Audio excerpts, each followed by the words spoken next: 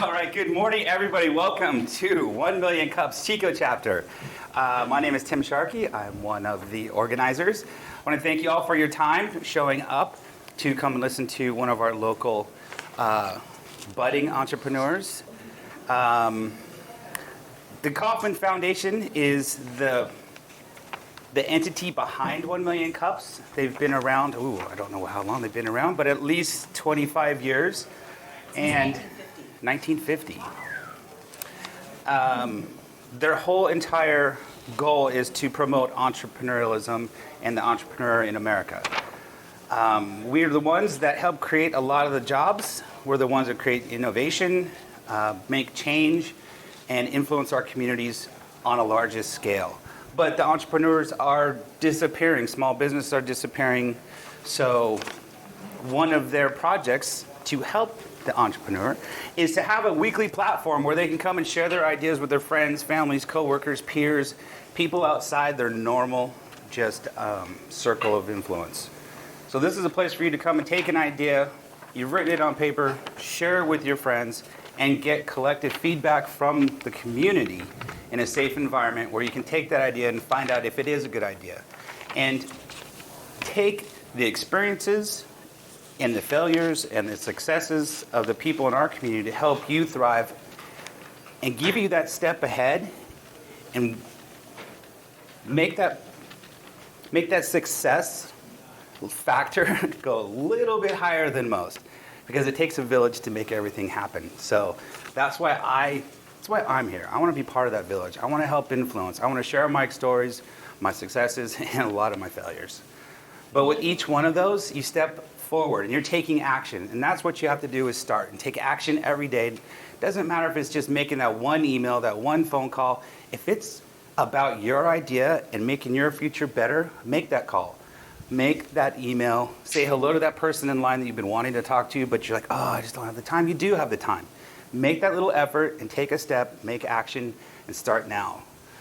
So that's my little why I'm here, because I want to make sure everyone has a chance to experience having your own business, sharing your idea, creating something around you that affects the community and maybe the world is just awesome. So everyone should at least experience a small part of that. So with the Kauffman Foundation, we have 1 Million Cups. It's a weekly event. It's happening all over the United States right now, over 150 different chapters, meeting, putting together their different ideas, their audio-visual, making sure that the coffee's ready, people not showing up, stuff not working, so everyone has the same issues all across the United States. And that's what's awesome as well. Everyone's experiencing some of what we're doing right now all over America. So it's a free weekly presentation. It doesn't cost anything to do this. You can put your application in online, and when you do that, the different organizers, like myself, we want to say hello to them. I'm with Chico Start. We have Wendy Porter. We have Danny Schwartz with Danny Schwartz Consulting. We have Heather Oogie with the Chamber. We have Evo with Chico Start as well. And who else is here today? And Kent is one of our sponsors. One of our sponsors that puts his time and effort into doing all the audio visual, putting the videos together, and spending his own personal time to help promote the message that we have. So it's very, very much appreciated, because I know it takes a lot of time, effort, and patience to do this. We also have to say thank you to the Garden Villa Cafe and Jen and Sean for opening up their facility to us every week, providing the coffee and an awesome location that we can just come and enjoy all our own company. So today, I want to introduce one of our local budding entrepreneurs. He has worked with us in the past with doing our NORCON cybersecurity hacker convention. He was one of our speakers there, and he does cybersecurity network awareness training. He has a wide variety of topics, but in those topics, he's decided to create his own Miro Labs, and I'd like to introduce Edward Miro, his idea and concept. Thank you very much. You've got 6 minutes, Dougie. All right. Thank you, Tim, and Chico Star, and everyone here for listening to my idea today. My name is Edward Miro, and I'm here to seek your knowledge, advice, and perspective on a business idea for a cybersecurity training awareness company. And this is still in the concept and research stage, so my passion is information security, so please be gentle. Wendy emailed me last night saying, "Good job for taking the leap," and I was like, "Good job for kicking me off the cliff." Okay, so who am I? Okay, I have over 20 years of experience in IT, tech, and cybersecurity. I was a 90s script kiddie running Sub 7, which is like the entry drug for many hackers. And I went to tech school back in 2001 and got my associate's degree in computer networking. My first job in tech was for Earthlink, if anyone remembers that company. Oh my gosh. That's absolutely those CDs. Exactly.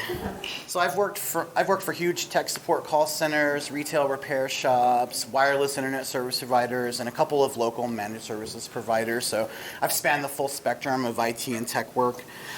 I've been a longtime member of Chico's hacking group, DC530. I've spoken at NorCon here twice, and I'm going to be speaking in August at DEF CON. So I'm really into this stuff. Okay, so here's the problem I'm trying to solve. Cybersecurity is a huge accelerating global problem. Businesses don't know and understand the importance of cybersecurity. At least they're starting to, but we're still years behind where we need to be. And even now, there aren't enough companies like I'm pitching you today to handle the demand. Especially in small towns, which are a really juicy target. I'm sure you've all heard about the ransomware attacks in Florida that's been happening the past few weeks. So the businesses generally, at least traditionally, don't understand cybersecurity training and its impact on their business and their employees. And cybersecurity is not only the protection of data, software, and networks, but also physical security and social engineering. And that's kind of where I focus on. And I would argue that, given my experience and the data that I've seen, every major hack that you've heard of started through a social engineering vector. And what I mean by social engineering in this cybersecurity concept is hacking the human. The humans are always traditionally the weakest element in any security protocol. So a phishing email, a thumb drive that you find in your parking lot. I come into your lobby and I ask your secretary to please print my resume for me. I spilled coffee all over mine, and I have an interview in 10 minutes, and I'm at the wrong company, sorry, but now I have a reverse TCP connection, so it doesn't matter what kind of firewall you were sold if I can get a connection to initiate from inside your network. I mean, firewalls don't block, generally speaking, outbound connections. So you can spend all your money on these products and software and services, but none of that matters if all the hacks are starting through social engineering vectors and physical security problems. And so, anyways, let's go on here. So let me go back, sorry. Okay, so most companies are spending most of their IT security budget, if they even have one, on software or hardware firewalls or other products. Software as or security as a service is a huge thing now. Managed security service providers are now a huge thing. There are massive companies that do security, and it doesn't matter how nice your AV software is if hackers can just obfuscate the fingerprint on. I mean, that's how those softwares work. Okay, so the worldview of nobody would hack us is no longer valid. I'm sure those towns in Florida thought that. Like, who would hack us and why? We're just some little town in Florida. So what people don't realize is it requires trivial overhead for these attacks these days. It's all automated, it's all scripted, it doesn't require anything. You can scan the whole internet, no problem now. Okay, so here's my solution. I know we're probably getting close on time, but cybersecurity awareness. Cybersecurity awareness is, like it or not, part of our lives now and forever. And I think in 5 years, everyone will be adopting what 5 years ago would have been seen as very extreme operational security protocols. Everyone's going to be using VPNs. Everyone's going to be using password managers, two-factor authentication, multi-factor authentication. Like these are already like ubiquitous, and it's only going to get worse. So late adopters are going to be hit really hard. And did you know that there are already companies right now that offer ransomware insurance? Like, that's already how fast this has become a part of our life. And these insurance companies are going to investigate companies, and they're going to find out why these things that you're supposed to be doing, if you transact credit cards at your company, you're bound by PCI compliance. That compliance requires physical penetration tests, requires physical security awareness training, requires all these things that I bet your managed services providers aren't providing. I mean, that's your ROI right there.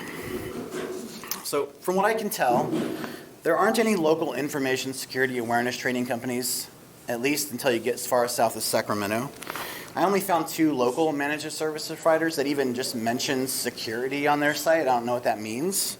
But I've worked for some of these companies, and I know that security is not a priority. I know that they hold back rebooting things, and they hold back updating and patching things because, God forbid, they have an hour of downtime and the client gets pissed off. But then they're also getting hit by these attacks. And I've been at companies locally and seen them get hit by these exact attacks. And I don't have to guess if there's a need here because I've seen it with my own eyes. I do freelance IT work now, and I go into banks, medical facilities, government buildings all the time. And do you know how many times I've been asked for my ID or authenticated? Like 1 time. And it was like a Verizon store in Anderson, California. Like Bravo, manager of the Verizon store, like the only person. I was downtown at the Chase. Never mind. Okay. So I'm this guy. I'm really into information security, and I want to share with the world because I want to help keep people safe. And I'm here this morning to hopefully get the kind of feedback from you that can take what I love and make it an actionable and profitable idea. I don't know much about business or marketing myself. Maybe free workshops for the community just to build awareness and help get people on board. And maybe that will attract people to me, maybe have paid workshops for more professional and business users, which could hopefully lead to companies hiring me to come in and train their people, which is the ultimate goal. I think it's a very low overhead business. I mean, it's just me going in and training some people or running a test. That just requires myself. It's easily scalable. Anyone with a solid IT foundation, I could teach them any of these skill sets. If I can do it, really anyone can. And I look at things in a unique way. I follow the 80-20 rule. So most companies are spending 80% of their IT budget on things that are only providing them a very small sliver of protection. And I think spending most of your money into things like cybersecurity awareness training, that's where you're going to get your biggest bang for your buck. And then there's different ideas for incentivizing users to disclose incidents, to use things like gamification to, destigmatize the adage that only idiots fall for these things, which is not true. Okay, so our product is our passion, knowledge, and experience. Education, not software or blinky boxes. Thanks for listening to my idea. Now, can we take a question and answer?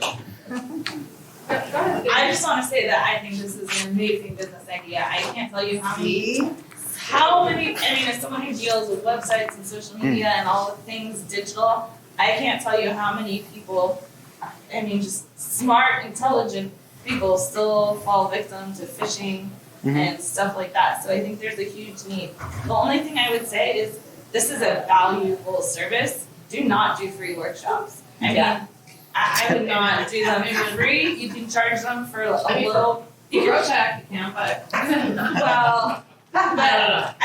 make sure that if you're going to do it for GrowTech, that you get your logo on all of their materials and you're getting the brand recognition. But as a general, and you can certainly partner with organizations, but this is a valuable service. I would charge it. You don't need to charge a high, crazy, expensive amount, but that is your opportunity to drive someone into a larger,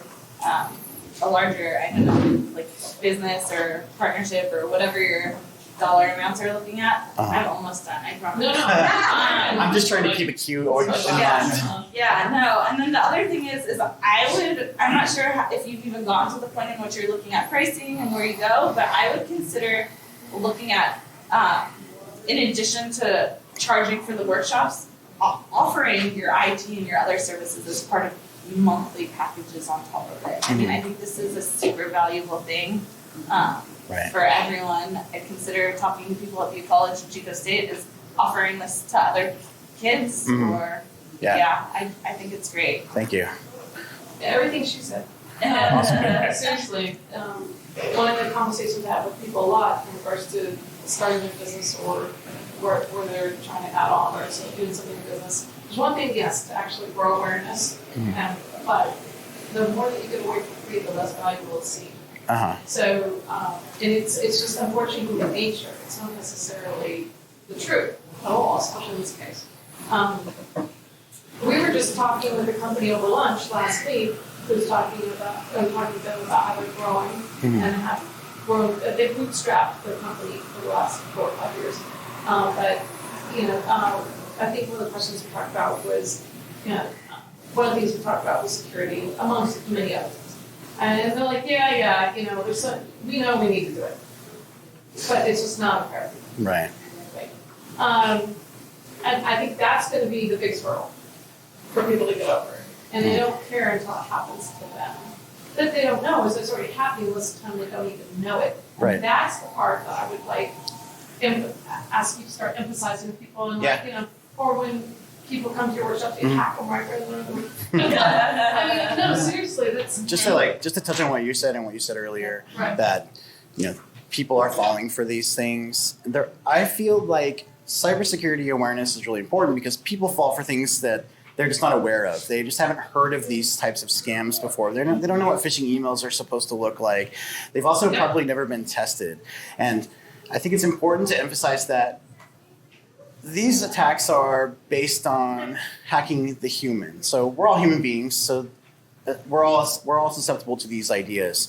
There's a really important story that I like to think about. Is Chris Hednigge, he's the CEO of social-engineer.org. They are the ones that lead the social engineering village at DEF CON. He's written all the books on the subject. He's like the foremost expert. He fell for Amazon's phishing email. So, like, Okay, I don't feel bad. yeah, you shouldn't. Too many times you hear people in IT and tech talk about how only idiots fall for these things, but that's just not true. And I think we need to destroy that idea because we're all humans, so we're all susceptible. And we also are probably not talking about these things when they're happening to us. So as professionals, we're not even fully aware of the scale of the problem because if it happens to you, you feel like an idiot and you don't want to tell anybody. And then now there's no remediation, especially if you're at a company. Number one, you don't want to be an idiot, and number two, you don't want to get in trouble because you may have made a mistake. So I think that's something that's really important to emphasize is that we're all human beings. Everyone here could be hacked. Everyone here could be phished. That's one of the things I wrote down as you're talking because the fact that people that it's hacking in that could be that should also be part of your big education. Yeah. I agree with him about don't give away stuff at workshops for free, but your workshop should just be about educating about security threats. Exactly. I mean, just the severity of it, what's happening locally, and how and when and who they should call at that particular time, which is you. Possibly. It's more of a sales pitch workshop, but that's what it has to be until you're actually educated about the threats that are local and happen and how it can affect their size of a company. It's just not worth their time. So yeah, I think the workshops are a great idea, especially if they're paid. Have you ever thought of also doing something like a teachable course, something online that you can disperse easily for people? For pay. For not companies, for individuals who want to learn this stuff, but they don't want to go to a workshop. They just want to watch it at home and Right. something like that. Yeah, that's a great idea. I haven't really considered that yet, but it's not a bad thing to look at, especially if we're trying to Yeah. diversify what we do and I think provide. that would be a good idea because you put your effort into that, and For then once. once you finish it, Yeah. it's kind of it's not 100% passive, but it's kind of passive Yeah. after that. The problem is this is such a dynamic field. That is I'd hate to record something and then next week a new exploit comes out that completely Yeah. invalidates the Do it advice. once. You have true. to. I mean, if your cybersecurity awareness training at your company is read these 3 pages and then sign at the bottom, or if it's just like a slideshow they show the employee once, I just don't Which see. is what it has been for a long And, time. and it's clearly not working. Yeah, and those packets can be like this big that you have to sign, and you're not supposed to remember all that. Yeah. So, I'm not educated in this very honestly. So I'm just thinking of our chamber and we use an IT company locally here. Mhm. Why aren't these IT companies training their clients? That's crazy. I mean, Like we never get, I think we're always telling them, they're never telling us. Mhm. So that's probably why you started it, but anyway, I don't know. I worked at one of these companies, and there are better and worse versions of these companies. And I don't know what they do with the other ones. I can only speak to my experience at the one that I worked at. And I don't know, I pitched ideas like this, like you have big clients, you have hundreds of clients. Can we just like do a class for them about phishing awareness? Like we're the ones responding to these tickets and these alerts that come from the software. It's like, I've seen that they're getting pounded on by hackers. I've seen that they're getting phishing emails. There are companies that are getting hit with ransomware locally.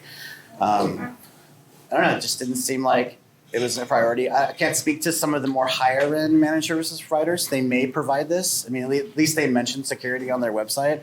I don't know what that means. I mean, I'm sure the client also has, what they're going to spend their budget on. I don't feel like there's any proactiveness. Yeah. To maybe answer that question, I think it's because of the lack of education. So they maybe might be taking advantage of the lack of education about security. Sure. So they're just like, oh, we're just going to do this. This should be perfect enough. But because people aren't aware, which is what he'll be doing to supplement that issue. Right. More people will be more, I want this. You need to do this. You need to provide it. You need to provide it. Right. So I think that might be what the disconnect is that he, doesn't know what I should be looking for and what I should have. Right. And in smaller towns, I think there's like the assumption that they're too small or that they're not the lowest hanging fruit. They think that there's security through obscurity, and that's just not true anymore. And I think a lot of the managed services providers, they're providing a service and they're having a contract. So they install antivirus software and they manage all the machines using whatever management tool they use. And they just say that you're good and customers are happy with that. So one more over here. So a couple of things. What is the size of your market? I mean, do you want to be just a Chico operator or are you Northern California? And are there examples of cybersecurity issues that you know of? That how do you find out if it happens? Yeah. Who do they call first? That is a lot of questions. Yeah, and I think like a cybersecurity response or remediation company is outside the scope of what I personally want to do. There are incidents that happen. I've been meeting with someone who's really involved with nonprofits locally, and he wants me to come in and consult them. Because they're getting hit really hard, and they have no budget for cybersecurity awareness. So, he was dealing with a ransomware attack that happened here a couple weeks ago, and was asking me about it the other day. So, these things are happening here. As far as like the remediation and response to a cyber attack, there are better people for that, and there are also plenty of really good companies that do that. One thing I want to emphasize is that I don't want to develop an application. And I don't want to sell software. I don't want to sell a product that they mount into their server rack. I'm also hesitant to even provide consultation. I want to provide security awareness training and education because I feel like that's the most important thing. Like, there are great companies. There are like major companies in this space now, like CrowdStrike and KnowBe4, and these people do like simulated attacks and they're providing like that type of technical expertise. What I want to provide is human support, give people the awareness that I want to provide maybe a niche product, but it's going to be really high quality. And like, if I can't provide the highest quality of service, I'm not going to provide it. I don't want to be like these companies that just tell a customer, oh, you're good, I got you. Because I don't. That's a lie. Pretty little head. Nobody can say that. And if your IT people are telling you that, they're either woefully ignorant or just lying to you. Yes. So I would encourage you. I mean, the timing of this is really great, Edward. So, and I know that a lot of businesses are going to be considering things in the fall. So I think you have an opportunity to act on this, and we can, help get That's you what that I need your help first. for. That's why I'm here. I don't know anything about that. So before because we could just jump right in and, get you set up on a workshop and, get some signups. But I think putting some effort into the business model and the plan ahead of time and really focusing on cybersecurity, like what is cybersecurity, and provide examples that really super basic so that people aren't, turned off. Sure. So putting some effort into some just a basic website and what those initial products are, but even looking at I can't remember who suggested the webinar type concept, But if you get people to sign up for your newsletter and you commit to pushing out a monthly newsletter that has some kind of monthly webinar updates that they can subscribe to pay for, I mean, That it's sounds worth great. it putting the effort into that before that initial workshop, I think. Right. I'd like to ask, to follow up on what he's saying. He was asking what kind of region Yeah. you were looking to. I thought about that while she was asking that. I forgot to answer that part of the I question. can see the hamster. Yeah. Yeah, I'm not a businessman. I'm a computer nerd. So I don't see any limitations as far as my range. I would definitely start locally because I'm here and I know about this market. I know what's going on here as far as like IT and cybersecurity. But yeah, I can expand out as far as anywhere. Like I can travel anywhere. I can take this anywhere. I don't know how well it will do outside of like the North State. Maybe it will do well. I don't know. These are things that I haven't really considered. This is still just something that I'm really close to. That's why I'm here to feel out if this is plausible, if this will make sense, if it will work. I don't know. The other part of his question, and I don't need a lot of time, had to do with market size. He Yeah. was asking about the market size, and so I guess specific to your, what you want to pursue, I'm following up on this question on market size specific to like educating. I think that's kind of the big push for you, right? Yeah. It's an education service. Yeah, I want If I'm companies to wrong- bring me in to train their people. Right, okay. So if you know that, then sure, but if you don't, that would be something I think all of us would encourage you to do some research on. Yeah, for sure. That's gonna be important too. I'll shut up now. I was looking about just your pricing on if you're gonna do like monthly trainings, if it's a one-time in and out type of training, because I would imagine different trainings, you're not gonna wanna do them all. Like what exactly are you training? Are they gonna be specifics on the little things like how to keep your email safe? Is it gonna be bigger on how to keep your system safe? Because all of these different services come with different time commitments, different values to businesses. Are you going to charge more for a larger size training, right? Like, are you going to charge Golden Valley Bank more than you would charge, say, Chico Start? What's your pricing look like for businesses and stuff like that? Yeah, I've put thought into that about what the product would look like, and it's hard to nail down like a cookie cutter because each client will have different needs. Right. So like that's part of like the quality of service I want to provide is that you get white glove service. Like I'm gonna come in and I'm gonna look at your company and I'm gonna design a program that's specifically tailored to your needs. And I get that, and I'm like that with my business, right? Like everyone's like, well, what's your monthly rate? Well, the same social media or website or copywriting is not going to be applicable for every single business. However, I have a general idea of like what I would charge for my time for each of those individual services. So it might not be an external thing that I'm saying, hey, this is my cost for X, Y, and Z.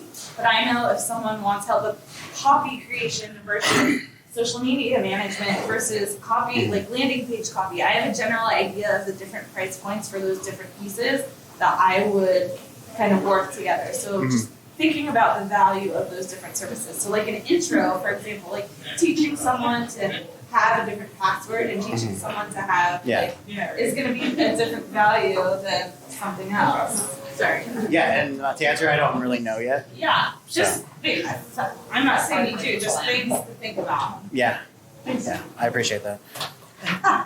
Tim, you have a question? So I totally like the training. My idea is quick to, you have to create cybersecurity culture. It has to be a culture within the company, so it's spread throughout the company. So it starts from the top down. And it has some practice, and that's going through HR.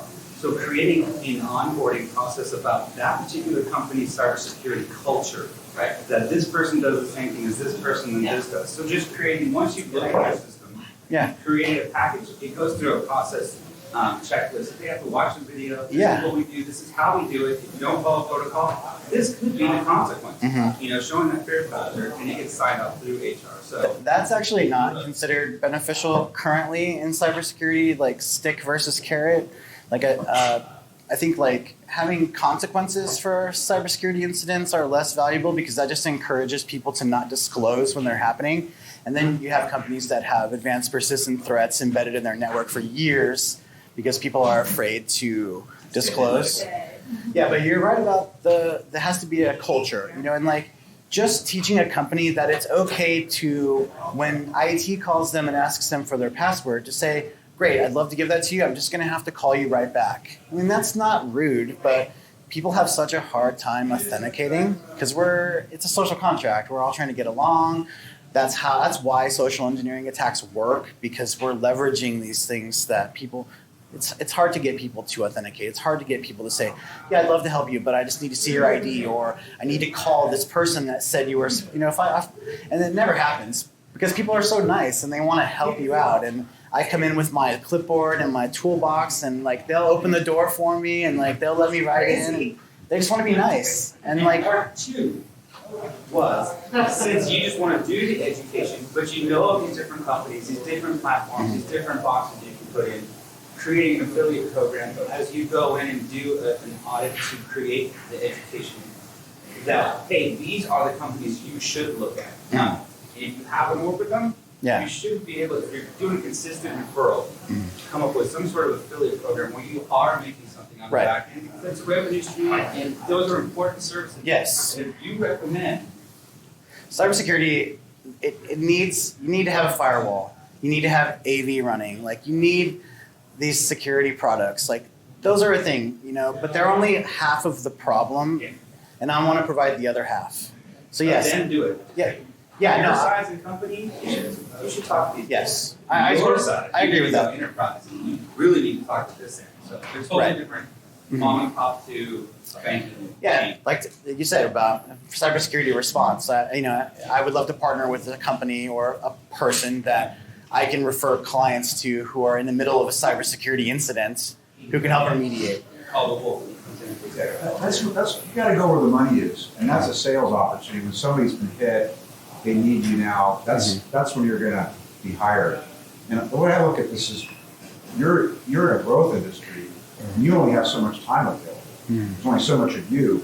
One company could hire you and just take your whole business. Take your whole time. And you're good. Yeah, don't let that happen. But you're kind of saying you want to be a consultant, or you want to have your own business. So there are models out there, different industries, where you could just package like with this Headley guy, Chris Headley. Yeah, Hedniggy, yeah. Well, is he a consultant, or what is he? He runs a major company that provides the type of service that I'm looking to provide. Does he write books? He does. He's written all the books in the subject. His trainings that he holds are thousands of dollars to attend. And you can buy his books, and he goes to trade shows probably. And yes. So there's a model for it. I'm looking at another one here. It's a business planning. Rhonda Abrams, she's got the planning shop, so she kind of does what you do, but how to write a business plan, startups. Yeah. And she's written things, and she sells them. You go online and buy her manuals, or she'll come and speak for a fee. Creates a lot of different products. Yeah, and so you can sell other things besides just your time. And maybe you have employees someday, and they generate. Yeah, I like that idea. I like public speaking. The public speaking that I've done so far. I'm speaking at DEF CON. Next year, I'm going to apply to speak at every security conference that they have, and I'm going to keep writing content. And people seem to like the content that I've presented so far. And at DEF CON this August, I'm actually being interviewed by a really big security podcast called Paul Security Weekly. If you're a nerd, you've probably heard of it. But so yeah, people are kind of interested in what I have to say in this area right now. So I'm going to keep doing that. You're going in the right direction. Sure. Yeah. We have time for one more question. Cool. I think you really need to emphasize ROI when you're talking to the people that are in charge of making the business decisions. So on one hand, I'm going to piggyback off of what Tim mentioned about making sure that it's part of the onboarding process through HR. Yeah. But those decisions are often made, who sends the check for that, right? So it isn't necessarily CFO per se, maybe whoever's making decision on how they want the company's culture to, or what they want the company's culture to include. Right. Right. So the last startup I was at, we had it as part of our onboarding process. But we really had an executive team, us as an executive team sat down and discussed what were the elements we wanted in there. And then we asked for an outside consultant to come in and look at our existing infrastructure. And then we worked with that person to also then fine tune with this massive document. You know how bad it was? I ended up writing it. So, and I don't know Jack, okay, so, because we can also then pay for his time, Sure. right? So I mean, I think about that as part of, Yeah. you know, say, here's this type of package and there's this. Anyway, just a thought. No, I've thought about that. I didn't want to make this presentation seem like I'm trying to do too many things at once. But yeah, I've thought about that. Like, it's what I'm going to be doing with this guy that I met recently, and with the nonprofits here in Chico. I'm going to go meet with them, see what their needs are, make recommendations. You know, that could be like a major source of income for sure. Absolutely. It sounds like it's a great grassroots effort and grassroots input into what you're already thinking, right? And so, I mean, if you get the soft skill that's involved in starting a business is trusting your intuition, right? And that can be the hard part. But being cautious as you trust your intuition. Sure. So this is a great forum for people to help you know, Yeah, I really appreciate the feedback and the questions and everything. Thank you, Edward. I'm not trying to sell the chamber at all, just as a resource. Our membership is made up of small, medium-sized businesses, but including Golden Valley Bank and Build.com, so being And those part are the of ones the that- chamber, again, would be a good visibility outlet, nonprofits even, to connect with our organization. So as far as Just your target, I'm just thinking, you know, Absolutely. and I'm not trying to No, I want to do but that. These are the things I'm not aware of as a nerd that I need to know. absolutely, yeah. Yeah, appreciate that. Thanks, Edward.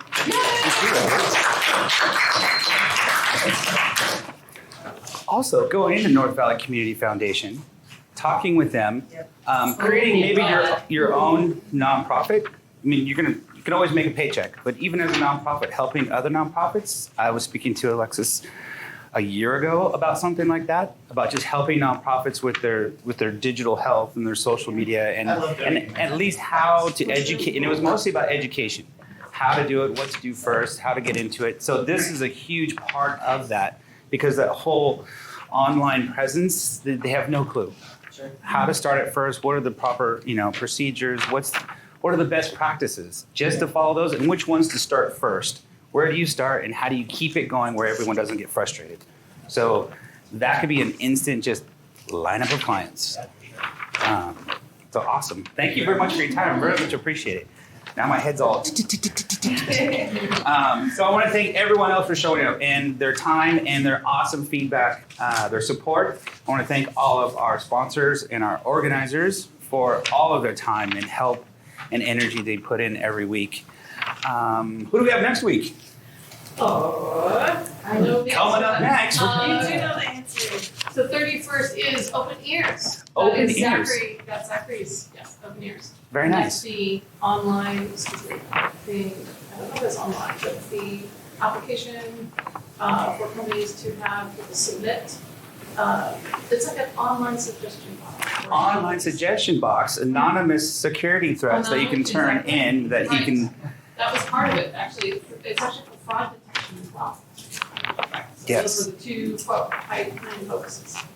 Look forward to that one. See how he's come along the last few weeks. So everyone, thank you for your time. Thank you for coming to 1 Million Cups. We'll see you next week. And go out there and have fun and be amazing today. Thank you.